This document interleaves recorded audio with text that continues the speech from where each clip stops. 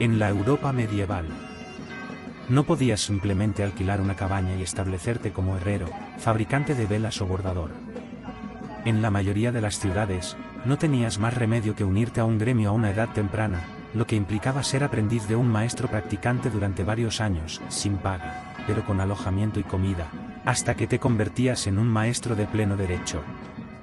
En ese momento, se esperaba que no solo ejercieras tu oficio, sino que participaras en las actividades de tu gremio, que cumplía una doble y triple función como club social y organización benéfica. Gran parte de lo que sabemos sobre los gremios medievales proviene de la ciudad de Londres, que mantuvo los registros más extensos sobre estas organizaciones, que incluso tenían su propio orden jerárquico en la jerarquía social, desde el siglo XIII hasta el XIX. A continuación, conocerás 8 gremios típicos medievales, que van desde los fabricantes de arcos y flechas hasta los zapateros o curtidores. Talladores de arcos y flecheros. Antes de la invención de las armas de fuego en el siglo XIV, las principales armas de proyectiles en el mundo medieval eran los arcos y las ballestas. La lucha cuerpo a cuerpo, por supuesto, se realizaba con espadas, mazas y dagas. Los talladores de arcos eran los artesanos que fabricaban arcos y ballestas de madera fuerte. En Londres, se creó en 1371 un gremio separado de los flecheros, cuya única responsabilidad era producir flechas. Como se puede imaginar, los talladores de arcos y flecheros eran especialmente prósperos en tiempos de guerra, cuando podían suministrar sus bienes a los ejércitos del rey, y cuando las hostilidades disminuían, se mantenían a flote suministrando a la nobleza aparejos de caza. Los bordadores. Broodere es la palabra medieval inglesa para bordador, y puedes apostar que los bordadores de la Edad Media no tejían guantes ni ropa para ellos mismos o tapices para sus propias casas. Más bien, el gremio de bordadores creó elaborados tapices, a menudo representando escenas bíblicas, para iglesias y castillos, y también prodigó adornos decorativos y rizos en las prendas de sus nobles patronos. Este gremio pasó por tiempos difíciles después de la Reforma en Europa. Las iglesias protestantes desaprobaban las decoraciones elaboradas, y también fue diezmado, como otros gremios, por la peste negra en el siglo XIV y la Guerra de los 30 años 2 siglos después. Desafortunadamente, dado que sus registros fueron destruidos en el Gran Incendio de Londres de 1666, todavía hay mucho que no sabemos sobre el día a día de un maestro bordador. Fabricantes de velas. El equivalente medieval de los técnicos de iluminación, los fabricantes de velas o también conocidos como chandlers, suministraban velas a los hogares de Europa, y también jabón, ya que este era un subproducto natural del proceso de fabricación de velas. Había 2 tipos diferentes de fabricantes de velas en la época medieval, los que realizaban velas de cera, que contaban con el apoyo de la iglesia y la nobleza, ya que las velas de cera tienen un olor agradable y crean muy poco humo, y los que realizaban velas de sebo, que fabricaban sus velas más baratas con grasa animal y vendían sus productos apestosos, ahumados y, a veces, peligrosos a las clases bajas. Hoy en día, prácticamente nadie hace velas de sebo, pero la fabricación de velas de cera es un pasatiempo elegante para las personas que tienen demasiado tiempo libre y o viven en castillos inusualmente oscuros y sombríos. Zapateros y cordoneros. En la Edad Media, los gremios eran extremadamente protectores de sus secretos comerciales, y también extremadamente reacios a difuminar los límites entre un oficio y el siguiente. Técnicamente, los cordoneros fabricaban zapatos nuevos de cuero, mientras que los zapateros, al menos en Inglaterra, reparaban, pero no fabricaban, el calzado, presumiblemente con el peligro de recibir una citación del sheriff local. La palabra cordonero es tan extraña que exige alguna explicación. Deriva del anglo-normando cordeguaner, que designaba a una persona que trabajaba con cuero cordobés procedente de la ciudad española de Córdoba.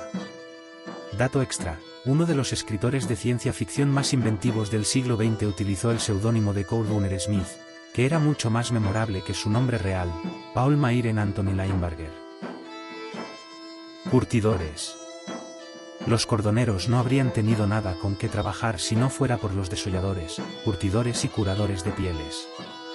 Los desolladores, que no estaban necesariamente organizados en gremios especializados en la Edad Media, eran los trabajadores que quitaban las pieles de las vacas, cabras y ovejas, momento en el que los curtidores trataban químicamente las pieles para convertirlas en cuero. Una técnica medieval popular era remojar las pieles en cubas de orina, lo que aseguraba que los curtidores quedaran relegados a los márgenes de las ciudades. Un paso más arriba en la jerarquía gremial, al menos en términos de estatus, limpieza y respetabilidad, eran los curadores de pieles, que curaban el cuero que les suministraban los curtidores para hacerlo flexible, fuerte e impermeable, y también lo teñían de varios colores para venderlo a la nobleza. Herradores. En la época medieval, si una ciudad estaba a 10 millas de distancia, generalmente se caminaba hasta allí, pero cualquier cosa más lejana requería un caballo. Por eso eran tan importantes los herradores. Estos eran los artesanos que recortaban y mantenían las patas de los caballos y sujetaban herraduras de metal crudo, que fabricaban ellos mismos o obtenían de un herrero. En Londres, los herradores aseguraron su propio gremio a mediados del siglo XIV, lo que también les permitió brindar atención veterinaria, aunque no está claro si los veterinarios medievales eran más efectivos que los médicos medievales. Puedes hacerte una idea de la importancia que se le concede al gremio de herradores con este extracto de su acta fundacional. Ahora sabed que estamos considerando la ventaja que la conservación de los caballos es para este nuestro reino, y estando dispuestos a prevenir la destrucción diaria de los caballos, tanto proveyendo contra dichos abusos como aumentando el número de herradores hábiles y expertos en los alrededores de nuestras dichas ciudades. Aves de corral. Este gremio era responsable de la venta de aves de corral, es decir, pollos, pavos, patos y gansos, así como palomas, cisnes, conejos y otros animales de caza menor. ¿Por qué era importante este intercambio? Pues bien, en la Edad Media, al igual que hoy en día, los pollos y otras aves de corral eran una parte importante del suministro de alimentos, cuya ausencia podía provocar quejas o una rebelión abierta, lo que explica por qué, un siglo antes de la creación del gremio de los cazadores, el rey Eduardo I fijó el precio de 22 tipos de aves por decreto real. Como es el caso de muchos otros gremios londinenses, los registros de este gremio fueron destruidos en el Gran Incendio de 1666, un destino irónico para una organización dedicada al asado de pollos. Escríbanos. Si estuvieras leyendo esto en 1400, presumiblemente lo estarías haciendo en un trozo de pergamino rígido en lugar de un teléfono inteligente. Puedes apostar que su autor habría pertenecido a un gremio de escribanos. En Londres, este gremio fue fundado en 1373, pero no fue concedido una carta real hasta 1617, por el rey Jaime I. No era necesario pertenecer al gremio de escribanos para publicar un folleto o una obra de teatro. Más bien, la función de este gremio era producir escribanos notarios, escritores y oficinistas especializados en la ley, en heráldica, caligrafía y genealogía. Sorprendentemente, el escribano era un oficio privilegiado en Inglaterra hasta 1999, cuando, presumiblemente a instancias de la Comunidad Europea, la Ley de Acceso a la Justicia niveló el campo de juego. Y así hemos llegado al final de este vídeo.